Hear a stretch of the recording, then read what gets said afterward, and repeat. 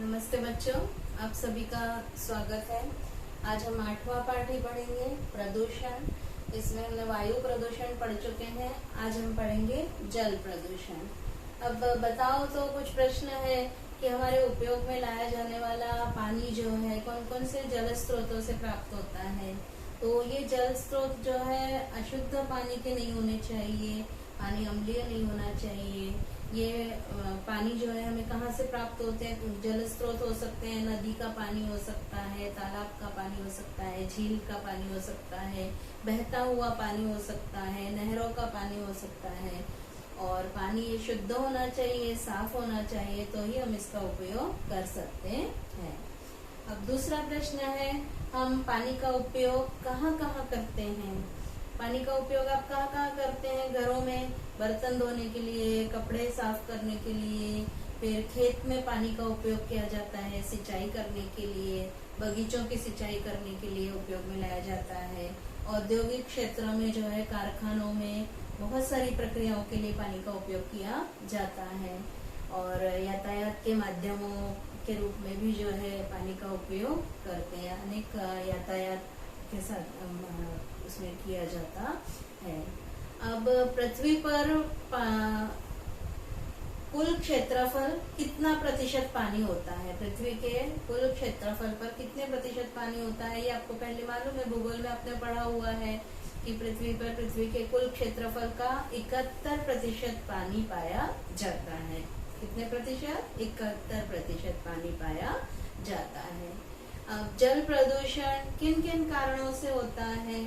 जल प्रदूषण जो है, बड़े बड़े शहरों में जो घर का मैला पानी जो बहता हुआ रहता है वो जल के स्रोतों में मिल जाता है।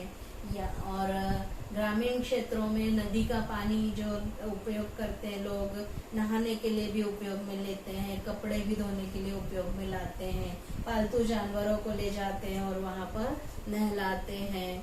और कुछ बहुत सारे लोग जो है नदी के किनारे पर जो है मल त्याग करते हैं, जिसके कारण मलमूत्र जो होता है नदी के पानी में चला जाता है।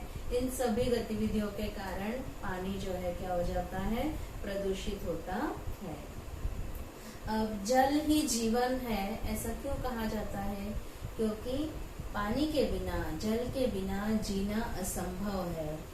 कोई भी प्राणी है या वनस्पति है, बिना पानी के जीवित नहीं रह सकता है। और वनस्पतियों और प्राणियों के शरीर में अधिकांश भाग जो है पानी ही पाया जाता है। शरीर की सारी क्रियाओं के लिए, जीवन प्रक्रियाओं के लिए पानी अत्यंत महत्वपूर्ण घटक होता है। अगर पानी की कमी हो जाए तो जीवन प्रक्रिया ही समाप्त हो जाती है। इसीलिए जल ही जीवन है, ऐसा कहा जाता है। इसके बाद आता है जल प्रदूषण क्या है। जब पानी में प्राकृतिक या फिर जो है कृत्रिम प्रदूषक मिश्रित हो जाते हैं, एक निश्चित सीमा से अधिक मात्रा में जब कोई प्रदूषक पानी में मिश्रित हो जाते हैं, पानी मटमैला हो जाता है, पानी विषैला हो जाता है, तो वह जो है पानी प्रदूषित हो जाता है और इसे ही जल प्रदूषण कहते हैं। प्रदूषकों के कारण पानी मटमैला तो होता ही है और विषैला भी हो जाता है। ऐसा पानी पीने योग्य नहीं रहता है। पानी में ऑक्सीजन की मात्रा कम हो जाती है। पानी में, जिसके कारण जो पानी में रहने वाले सजीव होते हैं, जलचर प्राणी जो पानी में रहते हैं, वो जो है ऑक्सीजन न मिलने के कारण जो है उनकी मृत्यु हो जाती है। विषैला पानी होने के कारण भी उन जलचर प्राणियों पर उसका हानिकारक प्रभाव पड़ता है। और प्रदूषण के कारण बहुत सारे रोग जंतु भी पानी में मिश्रित हो जाते हैं और इसके कारण, और ऐसा खराब पानी पीने पर जो है रोगों का प्रसार भी होता है। अब जल प्रदूषकों के कारण पानी में जो है, जो जल प्रदूषक मिश्रित हो जाते हैं। अब हम जल प्रदूषकों के प्रकार देखेंगे कि जल प्रदूषकों के कौन से प्रकार हैं। ये जल प्रदूषकों के 3 प्रकार है: जैविक जल प्रदूषक, असेंद्रिय जल प्रदूषक और सेंद्रिय जल प्रदूषक। जैविक जल प्रदूषकों का उदाहरण क्या? शैवाल है, जीवाणु है, विषाणु है, परपोषी सजीव होते हैं, ये सूक्ष्म जीवों के कारण पानी जो है पीने योग्य नहीं रहता है, अशुद्धियां पाई जाती है, इससे रोग फैलते हैं। असेंद्रिय जल प्रदूषकों में सूक्ष्म रेत, धूल के कण है, मिट्टी के कण है और अन्य जो है क्षार पाए जाते हैं, आर्सेनिक है, सीसा है, कैडमियम है। इन यौगिकों के कारण और रेडियोधर्मी पदार्थों के कारण भी जो है अवशेषों के कारण अशुद्ध पानी हो जाता है। तीसरा है सेंद्रिय जल प्रदूषक। इसमें तृणनाशक, कीटनाशक, खाद ये जो है मिश्रित हो जाते हैं। जो गंदा पानी जो है मिश्रित हो जाता है उसके कारण, और कारखानों के उत्सर्जक पदार्थ भी इसके अंतर्गत में मिश्रित हो जाते हैं। तो ऐसा जल जो है पीने योग्य तो नहीं होता है, यहाँ तक कि जलीय सजीवों के लिए भी हानिकारक होता है।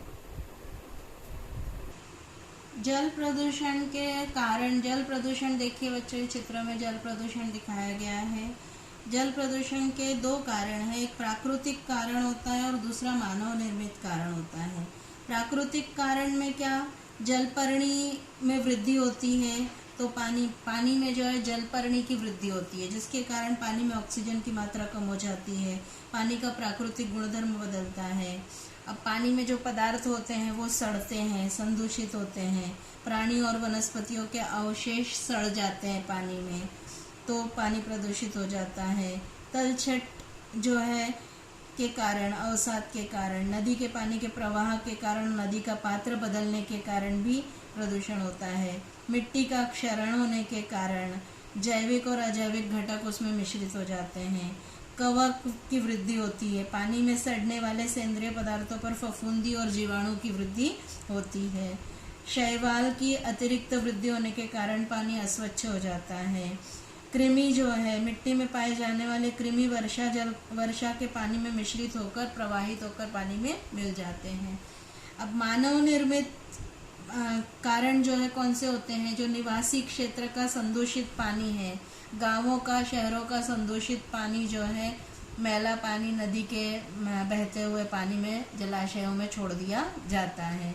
औद्योगिक संदूषित पानी भी जो है छोड़ दिया जाता है। कपड़ा, शक्कर, कागज, लोहा, चर्मोद्योग और दुग्ध प्रक्रिया जैसे उद्योगों में रंग विरंजक रसायन, चमड़ों के टुकड़े, तंतु, पारा, सीसा ये पानी में छोड़ दिए जाते हैं, जिसके कारण जो है पानी दूषित हो जाता है।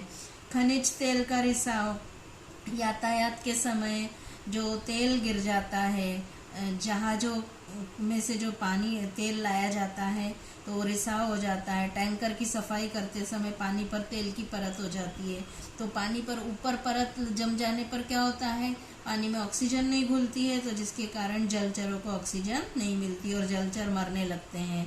खाद और कीटनाशकों का उपयोग, रासायनिक, फॉस्फेट युक्त और नाइट्रोजन युक्त खाद है, एड्रिन, क्लोरीन, कार्बोनेट युक्त कीटनाशक पानी के साथ बहकर पानी में मिल जाते हैं, पानी प्रदूषित हो जाता है।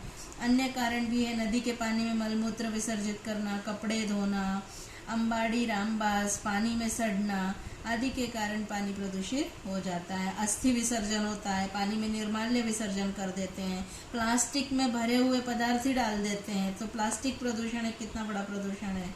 औष्णिक विद्युत केंद्र से संदूषित पानी विसर्जित करना, ये सब होते हैं। अब हम देखेंगे कि जल प्रदूषण के क्या परिणाम होते हैं। जल प्रदूषण के परिणाम बच्चों क्या है, पहला मानव पर होने वाला परिणाम, प्रदूषित पानी के कारण अतिसार होता है, पीलिया होता है, विषम ज्वर, त्वचा रोग होता है, नारू, पाचन संस्थान के विकार होते हैं, यकृत, मूत्राशय, मस्तिष्क का विकार होता है, अस्थि व्यंग हो सकता है, उच्च रक्तदाब के विकार होते हैं। फिर परिसंस्था पर होने वाला परिणाम, वनस्पति की वृद्धि में रुकावट होती है, वनस्पति की प्रजातियों का नाश होता है, पानी में लवणों की मात्रा बढ़ जाती है, पानी में घुलने वाले ऑक्सीजन की मात्रा कम हो जाती है, जल परिसंस्था का संतुलन बिगड़ जाता है, जलचरों की मृत्यु हो जाती है। यहाँ पर देखिए जलचर मरे हुए दिखाई दिए हैं। समुद्री पक्षियों पर भी इसका परिणाम होता है। अन्य परिणाम में क्या है, पानी के प्राकृतिक और भौतिक गुणधर्मों में परिवर्तन आ जाता है, पानी का रंग बदल जाता है, स्वाद बदल जाता है, पानी के उपयुक्त जीव जंतु नष्ट हो जाते हैं। जो पानी में कुछ उपयुक्त जीव जंतु भी पाए जाते हैं जो पानी को शुद्ध करते रहते हैं। मिट्टी की उर्वरकता पर परिणाम होता है। फसलों में विषैले तत्व समाविष्ट होते हैं। इसके बाद बच्चों अगला आता है मृदा प्रदूषण, मिट्टी का प्रदूषण। अब मिट्टी का क्षरण जो है क्या है, विभिन्न कारणों से मिट्टी की जो ऊपरी उपजाऊ परत होती है वो बहकर निकल जाती है, इसे मिट्टी का क्षरण कहते हैं। और फिर मृदा की उर्वरकता में कमी के कारण क्या है, तो कुछ प्राकृतिक परिवर्तन होते हैं या मानव निर्मित परिवर्तन होते हैं जिसके कारण जो ठोस अपशिष्ट पदार्थ होते हैं मिट्टी में गाड़ दिए जाते हैं, या रासायनिक खादों का ज्यादा उपयोग किया जाता है, या घरेलू और चिकित्सकीय जो कचरा जो होता है फेंकते जो हम कचरा है मिट्टी में ऐसे फेंक देते हैं और इसके कारण मिट्टी की उर्वरकता में कमी आ जाती है। अब मृदा प्रदूषण वास्तव में क्या है, प्राकृतिक या मानव निर्मित कारणों से मिट्टी में भी जो है एक निश्चित मात्रा से अधिक मात्रा में कुछ भौतिक या जैविक परिवर्तन हो जाते हैं और मिट्टी की उर्वरकता कम हो जाती है, मिट्टी की उत्पादन क्षमता कम हो जाती है, इसे ही मृदा का प्रदूषण कहते हैं। अब मृदा प्रदूषण के प्रभाव क्या है, मिट्टी उसके कारण क्या बन जाती है, अनुपजाऊ बन जाती है। फिर मिट्टी में क्षारकीय पदार्थ मिश्रित हो जाते हैं, रासायनिक खाद अधिक मात्रा में उपयोग में लाए जाते हैं तो वो मिट्टी में ज्यादा मिल जाते हैं। कीटनाशक डीडीटी जैसे पदार्थों का उपयोग किया जाता है ज्यादा मात्रा में, तो वो वनस्पतियों और प्राणियों दोनों के लिए वो हानिकारक होता है। फिर रेडियो सक्रिय पदार्थ मिट्टी में कभी कभी प्रवेश कर जाते हैं जिसके कारण मिट्टी में जो है वो फसलों में मिश्रित हो जाते हैं और उसका प्राणियों पर जो है हानिकारक प्रभाव पड़ता है। कुछ कीटनाशक छिड़के जाते हैं वनस्पतियों को कीटकों को नाश करने के लिए, तो वो जो है मिट्टी में मिल जाते हैं। कीटनाशक के अतिरिक्त जो है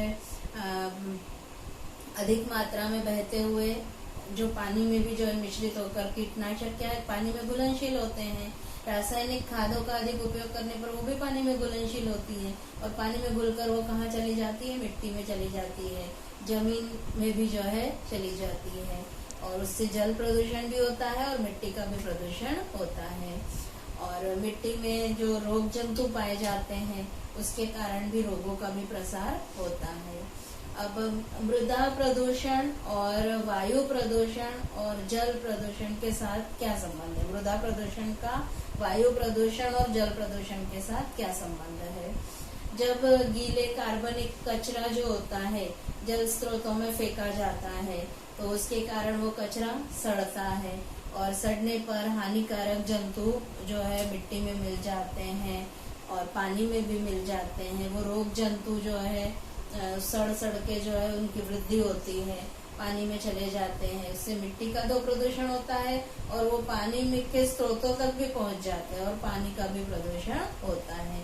रासायनिक खादों का या कीटनाशकों का, अपतरणनाशकों का ज्यादा प्रयोग किया जाता है तो वही मैंने आपको बताया कि जो है वो पानी में घुलनशील होते हैं और कीटनाशक और ये तृणनाशक के पानी में घुलकर मिट्टी में तो पहुंचते ही है, पानी के स्रोतों तक भी पहुंच जाते हैं और हवा में भी जो है उड़ते हैं जिसके कारण जो है वायु प्रदूषण भी होता है।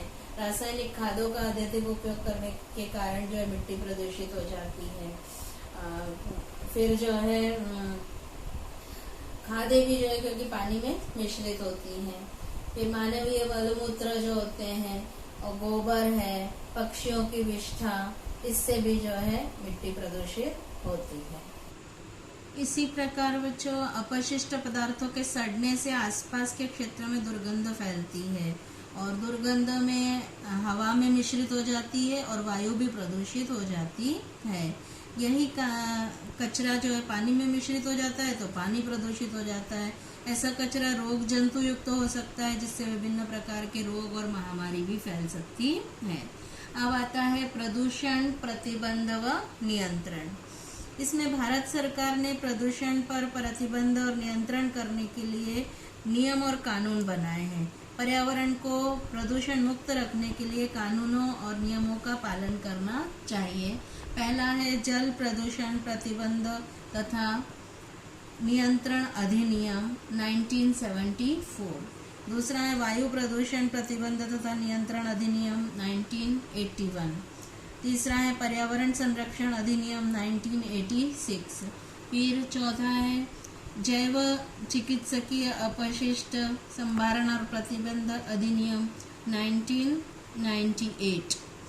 ऐसे जो है कानून अलग अलग बनाए गए हैं और सरकार असंवैधानिक संस्थान जैसे महाराष्ट्र प्रदूषण नियामक मंडल, केंद्रीय प्रदूषण नियामक मंडल, उद्योग, औद्योगिक क्षेत्र, सरकारी संस्थानों, नगर पालिका, जिला परिषद, पंचायत समिति, ग्राम पंचायतों इत्यादि का निरीक्षण करती है। ये सभी सरकारी संस्थान ये निश्चित करते हैं कि सभी सरकारी विभाग प्रदूषण नियंत्रण से संबंधित कानूनों का अच्छी तरह से पालन कर रहे हैं या नहीं। इस तरह से जो है ये प्रदूषण पाठ आपका